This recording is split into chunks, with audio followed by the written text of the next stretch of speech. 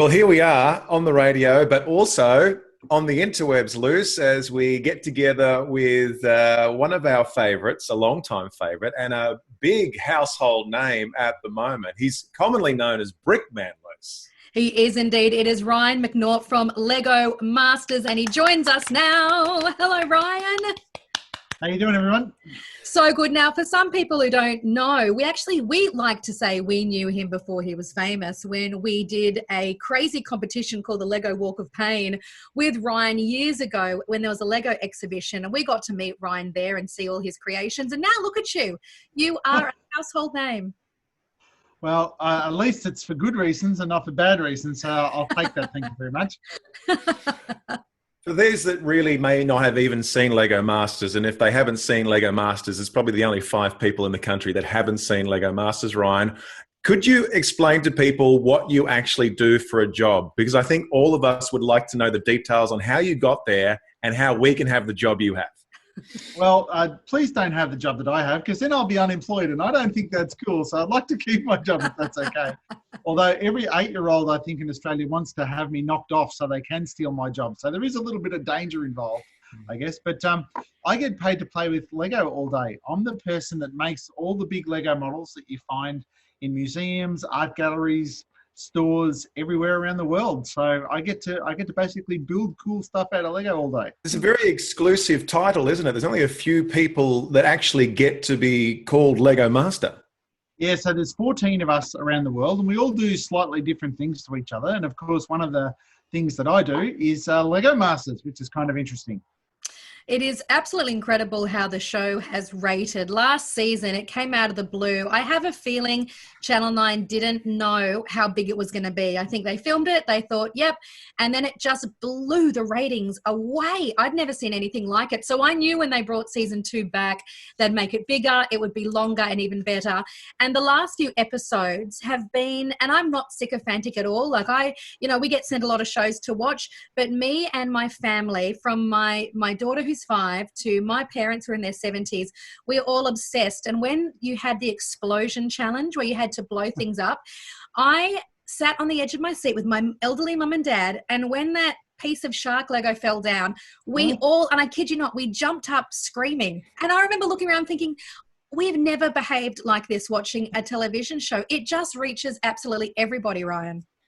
Yeah, it does. Look, it's funny. I mean, you guys have been in this whole Lego thing for a few years, and obviously I've been doing it for a very long time. So we've all known how cool Lego is. And, most people around Australia in particular, we've all got some sort of connection to Lego, whether we've got some at home or the kids have it or we got it as a Christmas present or whatever the case happens to be.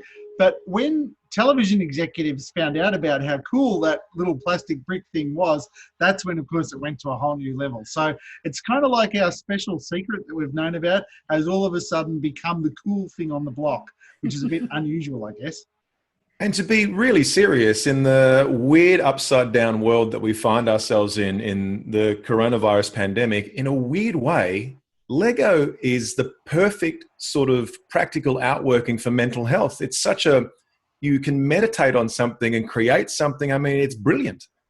It's funny you say that. I'd love to know who actually said it, but I think it was a scientist overseas somewhere, basically said that Lego has this ability right now, while we're all locked up, for people still to make something to show the world. They can physically do it at home without needing millions of dollars worth of tools and equipment and all sorts of bits and pieces. They can actually build something with their own hands, be proud of it, and show everybody and show the community what they're up to. So we're kind of blessed, I guess, to have this unique tool set available to us.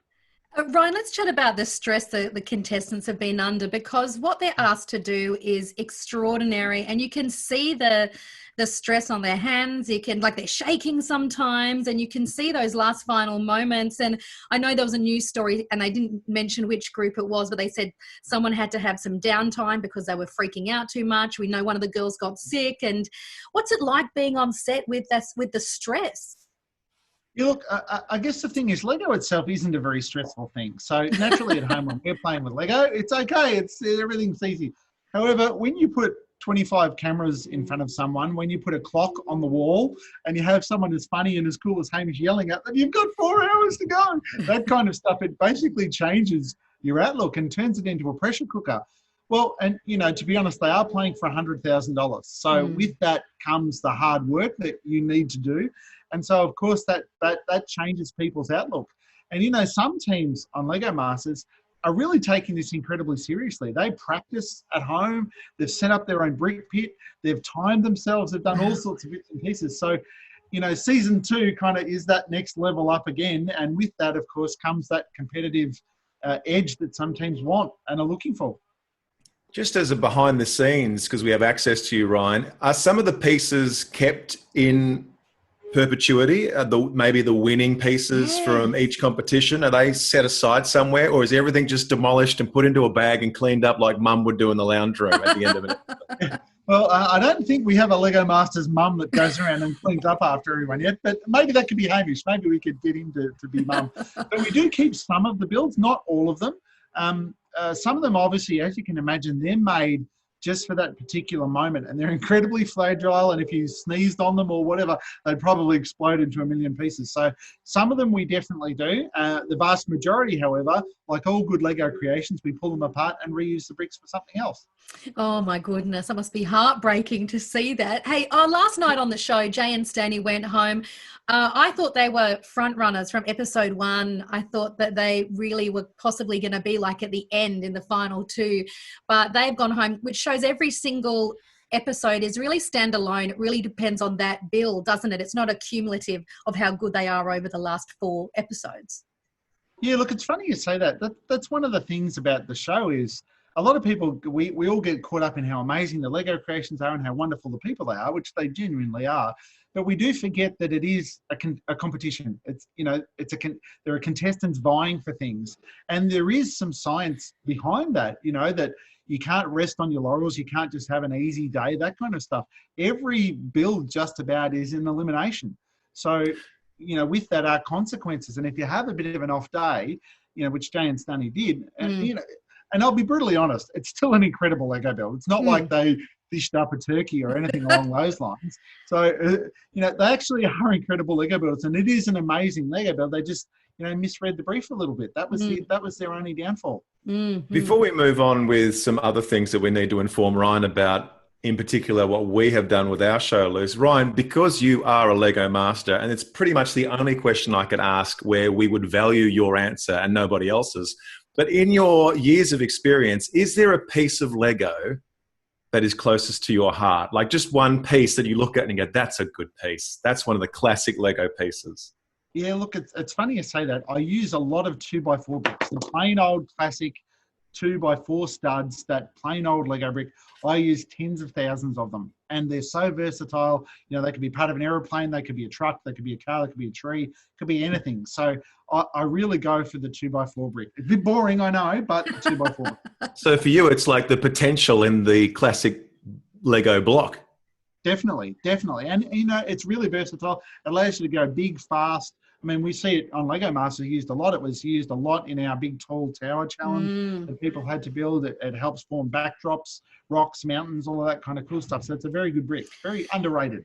And one last question before we come to our announcement. What's it like now? I mean, you were living this crazy life as a brick master, but now you're so recognizable, and especially by kids in the street, I would assume. You're in isolation, so you can't really go out at the moment, but when you are out and about, you must just get stopped absolutely everywhere. It's funny you should say that, because we have this conversation at home. My wife, she laughs at me a lot about this because she thinks that I'm some sort of celebrity, but I've been recognised 3 times. 3 times. That's it, just 3 times. In a Lego context, of course, it's very different. If I'm at a Lego event or that kind of stuff, it's very different. But just Joe in the street, absolutely not. It's I've got a good head for radio. So, Ryan, the reason we have got you on the show this morning is because obviously last week they announced that the Logees had been cancelled, and we were devastated for celebrities and people who wear beautiful frocks right across Australia. We wondered what would happen. So we held our own Logees. There were nominees. We got it down to the gold Logee, and the 3 nominees were Costa from Gardening Australia. Well, he's the front runner. Stop it right there. Well, it's all for his over beard. already. We also had a second nominee, Rob Mills, for his role on Neighbours and The Wolf on The Masked Singer. I've got to say, Hamish Blake was up there, but then he got knocked out in one of the final rounds. I know. Well, he's already won one. Exactly. He's already won one, so he doesn't need another one anyway, right? And the third nominee was yourself, Ryan the Brickman McNaught, for the gold Logee. Now, we spell Logee a bit differently. Logey for legal reasons, because we don't want to be sued. But we announced on the show on Friday that the gold Logee, Logey, went to you, the Brickman. No way. Score!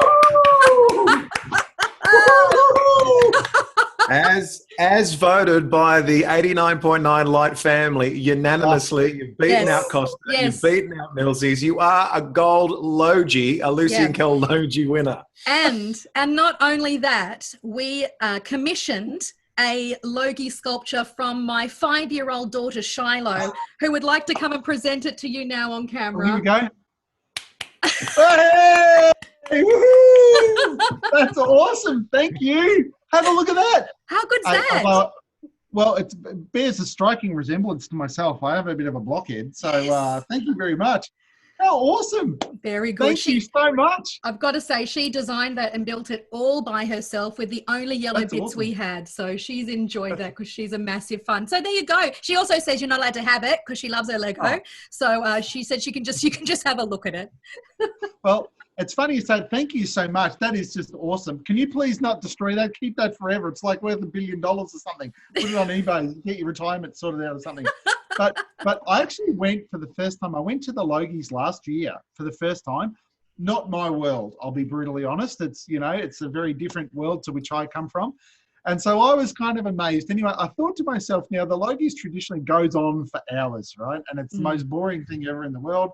And you kind of just sit there. So I actually took some Lego bricks with me to the Logies so that I could build at the table whilst I was a little bit, having those not off moments. And so I actually made my own Logee out of Lego. Oh, look at that, Shiloh. Wow. So I figured that I would never win one, but that's not true anymore. I won the Logee, the real Logee, from you guys. So yeah, now actually, you know what? If people want to build this at home, we actually have the instructions for this on our website if people want to make their own. Oh, so you can download those for free, totally free, and you can grab that and build your own Logee at home. And we can all have our own ceremony to win. That's perfect. They cancelled the Logies this year, but now every reality TV star or new actor to Neighbours or Home and Away can now go online and build their own Lego Logee. That's phenomenal. Absolutely brilliant. I'm flabbergasted that I won something, to be honest. I never would have picked me to win that. So thank you so much to your listeners and viewers. That's just awesome. We just thought you were the nicest, kindest, most real person on TV at the moment. You're the most authentic. And when you got really emotional and got a little teary when two girls left the show, I think you won over. I was on Twitter at the time and you were trending on Twitter and everybody was just madly in love with you and falling in love with you because of how wonderful you were. And we thought, you know what, in this day and age, we've got to celebrate the kind, the true, the real, the positive role models. And that's what you are on TV at the moment. So whilst this is all fun, we do want you to know that we appreciate what you're doing. Oh, thank you very much. And it's funny, I felt like a bit of a pill crying on national television, making a bit of a goose for myself. But to be honest, the reality is of the situation, these people, they're real, genuine people and they work really hard. And we end up as a bit of a family on the show. We spend so much time together. We're in the brick pit together. We're talking about our builds. And we actually get to know the contestants really well. And they're really lovely, genuine people. And in all my Lego career, Lego's about being positive and reinforcement. And no one ever does wrong with Lego. Lego's always such a good thing. So to tell people that unfortunately they've got to go home, it kind of goes against what we stand for. So that's why I get a little bit teary over it and make a bit of a goose to myself. But that's what you do on television. Well, it won you the Logee. I tell you what, Ryan, I've got 4 kids, and obviously Lucy has her darling Shiloh, but I could be talking to The Rock this morning. I could be talking to Robert Downey Jr. They wouldn't care. The fact that they know I'm talking to Brickman this morning, they have not shut up about it all week. That's awesome. So congratulations and thank you for being the very first official gold Logee winner of 2020. Thank you very much. Thank you. 89.9 The Light. Positive Radio.